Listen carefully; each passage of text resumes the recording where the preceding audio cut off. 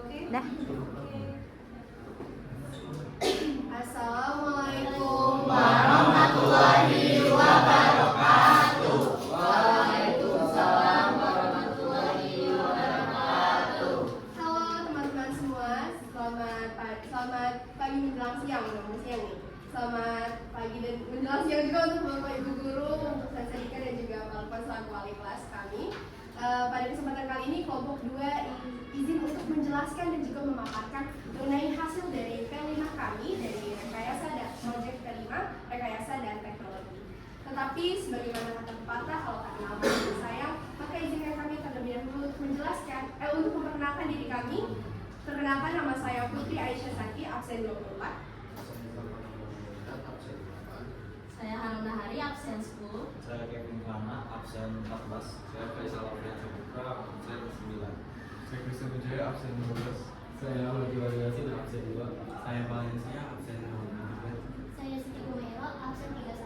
Saya Rama Fadila, absen 3. Saya Natasha Putri, absen 4. Saya Alisa Nabila, absen 26. Saya Nurul Nurani, absen 20. Saya Dita Sabila, absen 1. Saya Vina Yuliana, absen 40. Baik, sekian perkenalan dari kami. Barangkali teman-teman atau Bapak Ibu guru lupa akan nama kami. Kami lanjutkan untuk slide berikutnya. Baik, di bagian sini kami akan langsung menjelaskan mengenai latar belakang mengapa kami memilih vacuum cleaner sebagai tujuan dan juga hasil dari proyek P5 yang terakhir kali ini. Nah, di sini ada latar belakang dari vacuum cleaner. Jadi kebersihan lingkungan merupakan aspek fundamental dalam menjamin kesehatan dan juga kenyamanan dalam beraktivitas. Lingkungan yang terjaga dari polusi debu dan juga tidak hanya menciptakan suasana yang lebih kondusif, tapi juga secara aktif meminimalisir risiko penyebaran penyakit pernapasan.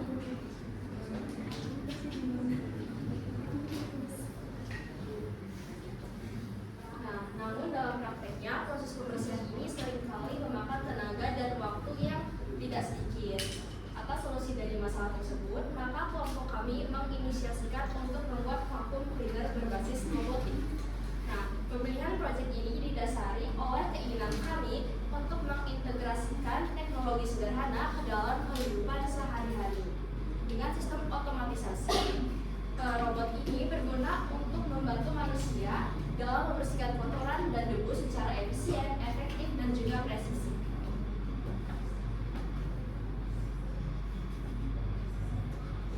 Yang berikutnya ada mengenai tujuan dari vacuum cleaner ini. Sebelumnya kita masuk ke bagian tujuan. Jadi sebelumnya teman-teman penasaran nggak sih kenapa kita memilih membuat vacuum cleaner ini? Penasaran banget. Jadi awalnya kita itu pengen membuat alat yang bukan hanya bisa bergerak saja teman-teman, tapi bisa memecahkan solusi dengan berbasis teknologi yang bisa memiliki manfaat bisa dirasakan kita secara langsung. Dan secara spesifik ada 4 tujuan utama yang kita ingin capai dari pembuatan si vacuum cleaner ini. Yang pertama yaitu untuk optimalisasi efisien dan manajemen waktu. Tujuan ini yaitu untuk membantu para pemilik vacuum cleaner bisa mengelola objek dengan baik. Karena dengan adanya sistem otomatis di robot bisa membantu kita membersihkan lantai tanpa harus mengeluarkan tenaga lebih banyak. Dan pemilik juga bisa menghemat waktu dan energi dengan melakukan aktivitas lain yang lebih berguna. Kemudian yang kedua yaitu berkaitan dengan standar kebersihan.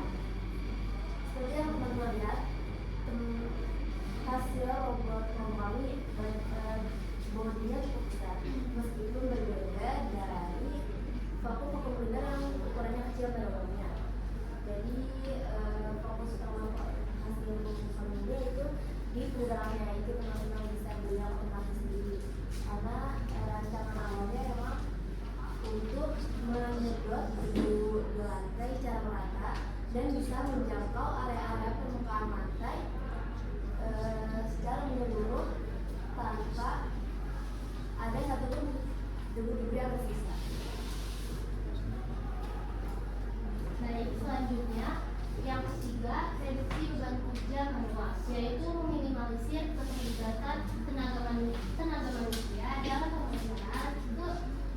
pemeliharaan kebersihan harian karena tidak dapat memerlukan tenaga fisik yang besar sehingga dapat memberikan kemudahan bagi individu yang memiliki jumlah badan. Lalu yang terakhir yaitu implementasi dan pemanfaatan teknologi otomatisasi, yaitu menerapkan konsep teknologi otomatisasi sebagai solusi cerdas untuk meningkatkan kenyamanan hunian dan membuktikan bahwa integrasi teknologi robotik sederhana dapat menciptakan lingkungan rumah yang higienis, sehat, dan modern secara berkelanjutan.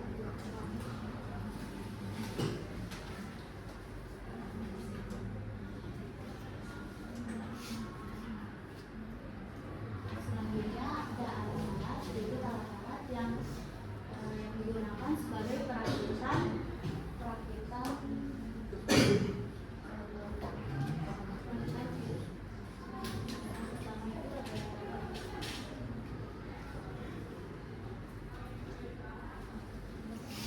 sebagai sarana perakitan dan pengerjaan fisik robot. Yang pertama itu ada gunting. Gunting digunakan untuk memotong bahan lebih tipis atau fleksibel serta merapikan sisa potongan pada alat yang sudah dijangkau oleh cutter. Yang kedua ada cutter, alat utama yang untuk melakukan pemotongan lurus dan tajam pada bahan yang cukup tebal atau membuat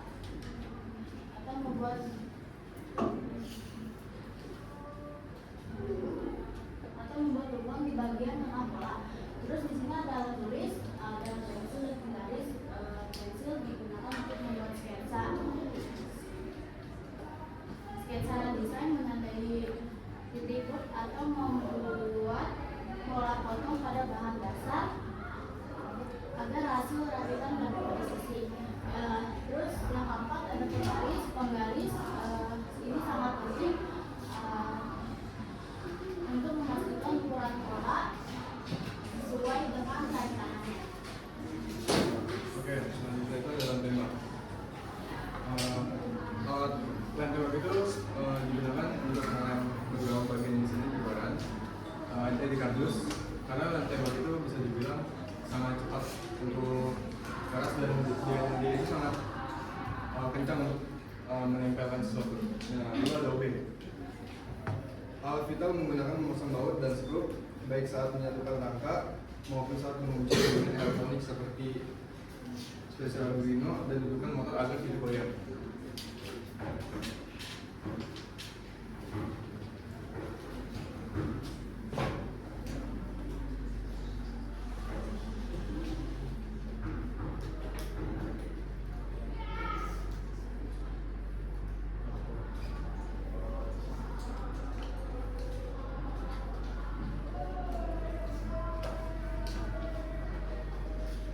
Adapun material yang digunakan untuk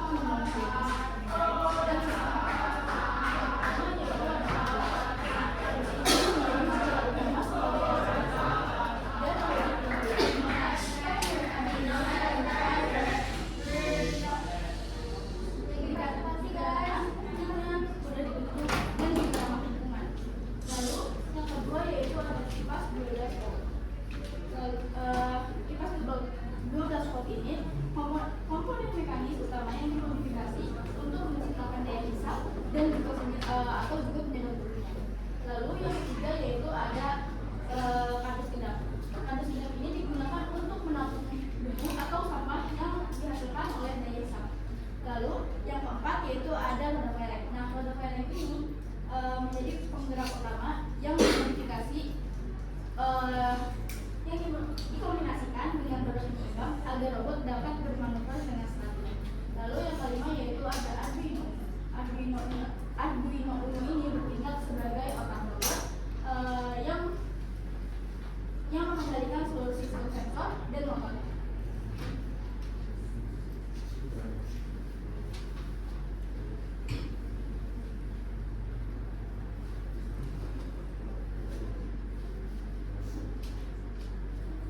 di sini ada yang pertama ada DC motornya. Seharusnya ini tuh DC motornya 2, yang kita pakai kan 2. Nah, DC motor ini berfungsi untuk menggerakkan vakum ini maju ke depan, dan selanjutnya ada sensor ultrasonik. Sensor ultrasonik di sini berfungsi untuk vakum ini menghindari rintangan yang ada di depannya.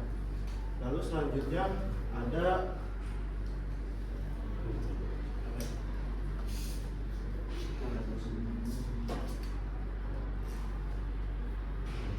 di sini ada L298N, itu berfungsi untuk mengontrol rodanya, mengontrol kecepatan rodanya ini atau si DC motornya yang tadi. Terus selanjutnya yang terakhir ada relay modul. Relay modul di sini berfungsi untuk mengontrol arus listrik besar yang masuk ke kipas penyedot. Selanjutnya akan disampaikan ke kipas. Lalu di sini ada pedalboard, papan sirkuit permanen untuk merangkai dan juga menyatukan seluruh komponen elektronik dengan cara teknik penyolderan. Lalu ada jumper cable, yaitu male to male dan female to male, kabel penghubung antara komponen elektronik.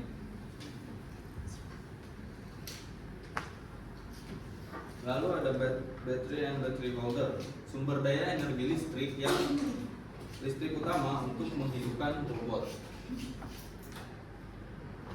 Lalu ada on off switch. On off switch yaitu berfungsi sebagai saklar utama untuk memutus dan juga menyambungkan arus listrik dari baterai ke seluruh rangkaian. Juga berguna untuk mencegah yaitu short circuit atau korsleting saat barang sedang digunakan. Lalu ada isian lem tembak, barang utama untuk merekatkan potongan-potongan kardus dan juga komponen robot dengan barang tertentu. Lalu selanjutnya ada langkah-langkah atau cara pembuatannya. Jadi yang pertama adalah dengan membangun jalur komunikasi antara laptop dengan Arduino-nya dengan menghubungkan kabel tipe A ke B yang biru ini. Jadi selain sebagai suplai daya yang sementara, ini juga berguna untuk proses uploading programnya nanti. Lalu yang kedua ada menghubungkan Arduino ke passboard. Jadi passboard ini adalah sebagai terminal. Jadi untuk biar kabelnya lebih terorganisir jalur-jalurnya dan pembagian daya juga lebih matang. Lalu yang ketiga ada memasuki bagian gerak, kita sambungkan L298N ke Arduino. Driver motor ini berfungsi sebagai jembatan daya. Dia akan menerima instruksi dari Arduino untuk menggerakkan dinamo motor dan kipas dengan arus yang lebih. Selanjutnya ada langkah keempat. Langkah keempat kita itu hubungkan sensor ke passboard yang ini, lalu ke passboard yang ini dan Arduino sebagai input untuk membaca parameter lingkungan dan mengirimkan data ke Arduino untuk diproses.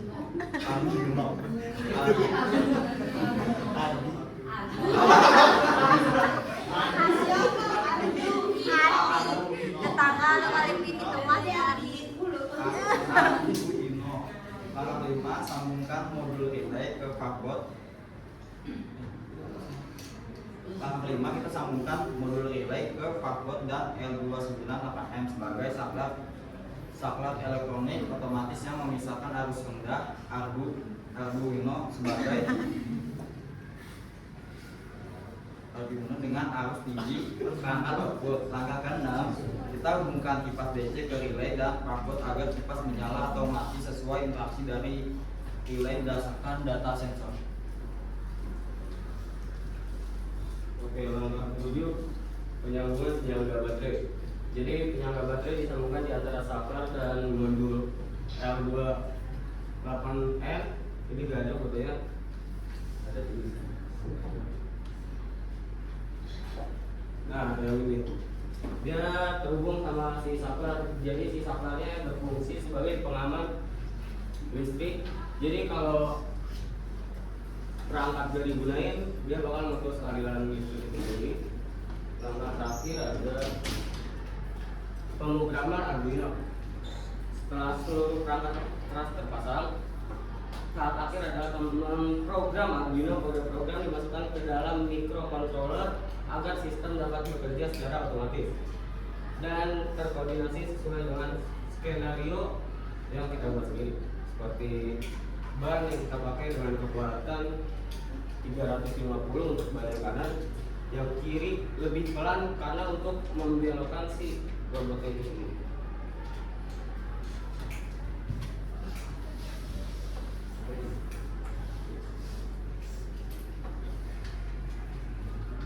Nah, untuk sistem pembuatan packagingnya sendiri, di sini pada tahap awal kami itu membuat pola. Lalu kami menggambarnya di kardus ini menggunakan kardus.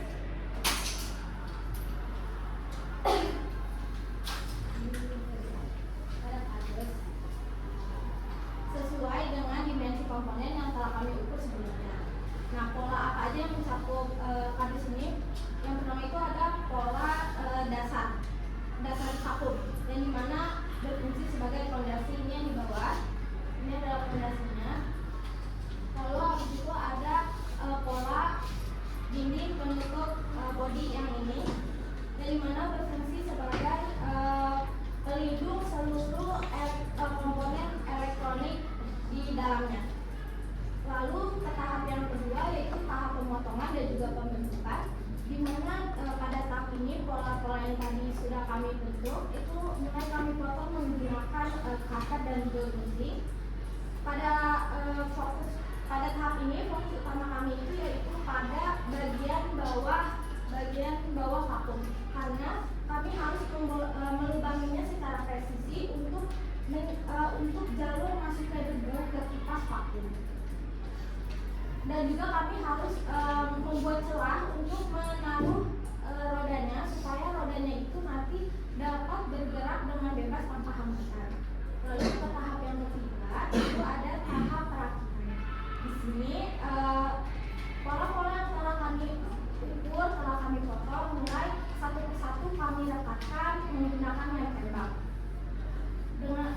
Mengapa menggunakan lem tembak? Supaya nantinya sisi-sisinya dapat melekat dengan kuat dan menjadi struktur vakum yang kokoh. Kami juga memfokuskan desain supaya kita membuat ruang kedap udara yang nantinya akan memaksimalkan kerja fungsi vakumnya ini.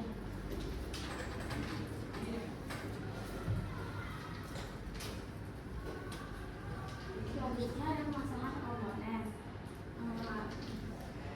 Sebelum bodi ditutup secara permanen, kita melakukan pemasangan komponen seperti Arduino Uno, deformator, sensor, dan sistem vakum. Kita letakkan pada posisi masing-masing.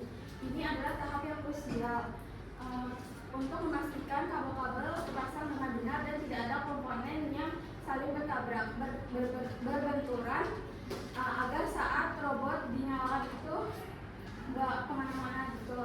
Terus selanjutnya ada finishing body. Setelah semua komponen dan diperiksa udah berfungsi, barulah kita melakukan ke tahap finishing.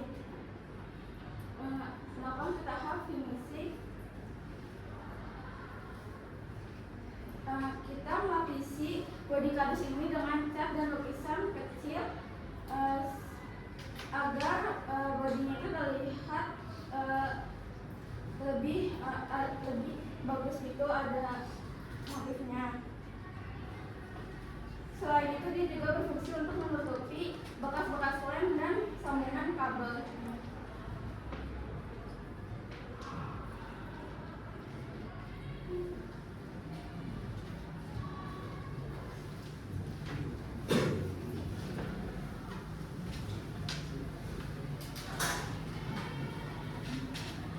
Baik, jadi itu pemaparan dan penjelasan dari rekan saya mengenai hasil dari P5 rekayasa dan teknologi ini dengan hasil vakum cleaner.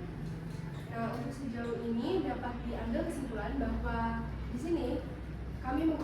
mengoperasikan antara Arduino dan juga sensor ultrasonik untuk menghasilkan suatu barang, suatu robotik untuk mempermudah kehidupan kita dalam membersihkan perabotan di rumah tangga khususnya di bagian lantai. Lalu kami juga di sini dengan adanya vacuum cleaner ini dapat menghasilkan juga untuk meningkatkan standarisasi kebersihan di rumah tangga. Dan yang terakhir, kami juga berhasil mengkolaborasikan antara teknologi modern dan juga bahan ramah lingkungan karena bahan dasar dari vacuum cleaner kami adalah kardus, bagaimana seperti sekolah kita yang termasuk dalam bagian dari Adinyata, sehingga kami juga menggunakan bahan-bahan yang ramah lingkungan, contohnya adalah kertas. Mungkin cukup sekian untuk pemaparan presentasi dari kami. Selanjutnya kami bisa mengarahkan teman-teman sekalian untuk menonton video dari kelompok kami.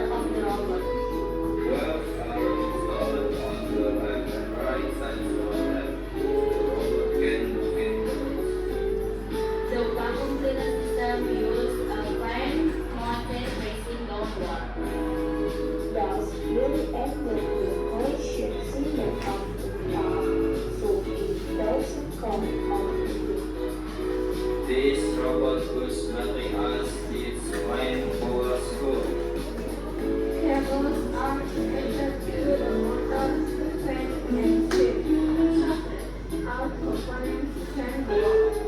switch is hot. The drums are about on and off.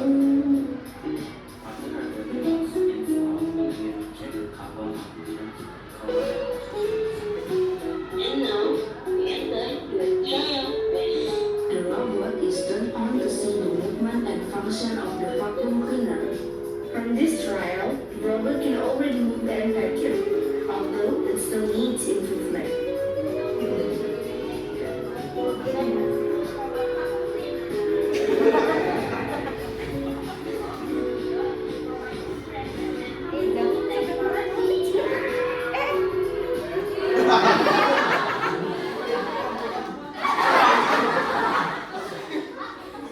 Tak gitu ya.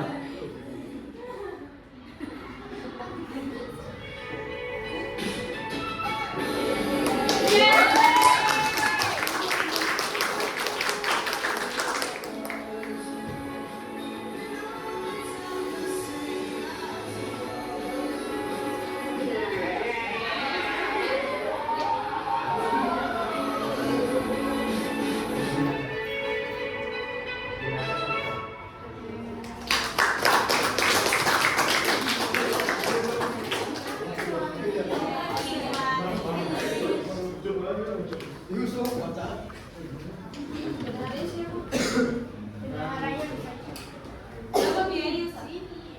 Kemungkinan habis 300.000-an. Iya. Karena itu juga packagingnya ganti berapa kali?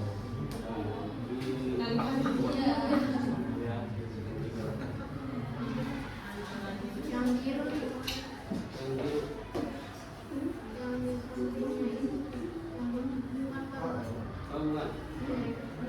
Oh, ini ada.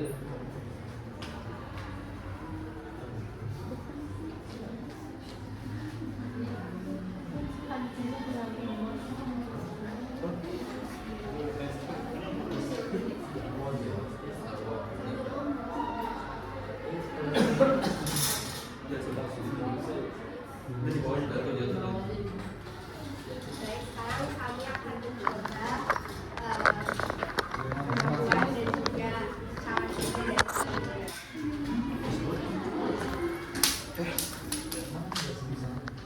dari Jadi masuk itu. Ada. Korannya apa? Pakai ini nih. Serutan. Taruh sini aja. Nyalain dong. Angkat dulu ini.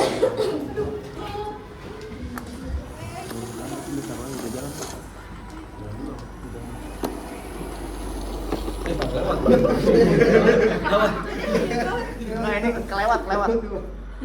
Dia nggak berdeteksi.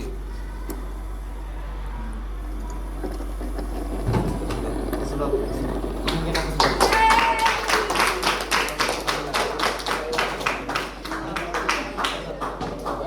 Dia pakai 100 sensor doang. Sensor itu buat Ini jangan nih. 3 atau Sensornya sensor apa ya? jalannya maju doang. Kita cuma pakai 1 sensor doang. Harusnya 3. Cuma sensornya lebih banyak lagi berarti harusnya. Sensor itu yang di depan itu kan? Iya. Yang kayak mata itu. Buat sensor kasih tangga ke sini. Lumayan nih diarahin dulu.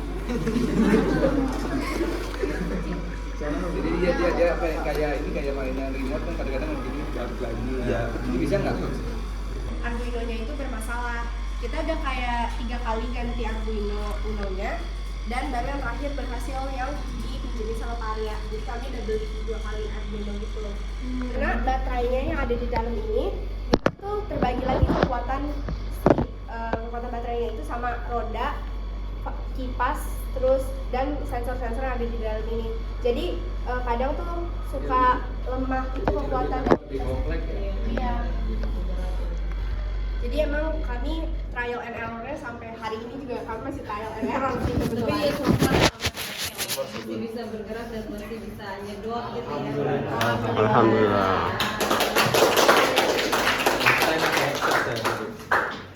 Make sense. Ya. Oke, udah silakan.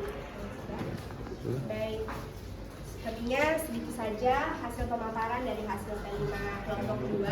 Mohon maaf bila ada salah kata dari kami, dan juga SMK. Mohon maaf. Wassalamualaikum